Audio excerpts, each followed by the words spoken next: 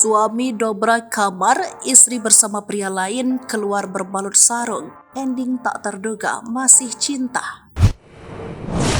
Penggerebekan perselingkuhan kembali terjadi. Kali ini seorang suami menggerebek istrinya yang selingkuh dengan pria lain. Penggerebekan ini terjadi di Kuala Tungkal, Tanjung Jabung Barat, Jambi. Sudah diselingkuhi, sang suami memilih tak membuat laporan polisi. Kasus perselingkuhan itu berakhir damai. Sang suami pilih maafkan istrinya karena masih cinta. Hal ini diungkap Kapolres Tanjabar AKBP Padli Rabu 23 Agustus 2023. Awalnya AKBP Padli membantah jika pihaknya menahan pelaku dalam video penggerebekan suami ke istrinya dengan pria lain. Kapolres menambahkan kasus tidak berlanjut dan bahkan saat ini kasus sudah selesai. Kasus diselesaikan secara kekeluargaan, suaminya masih cinta sama istrinya, tutupnya.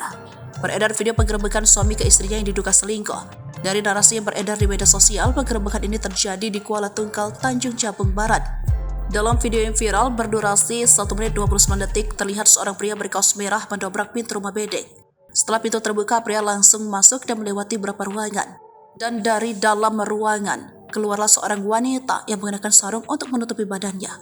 Wanita bersarung terlihat berteriak, sayang sudah," sambil menangis.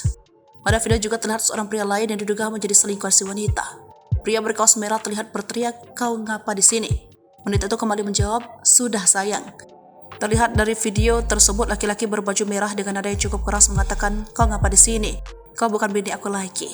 Menurut info yang beredar, video suami yang memergoki istri yang diduga sedang berselingkuh tersebut terjadi di Jalan Barito, Kecamatan Tungkal Ilir, Kabupaten Tanjung Jabung Barat.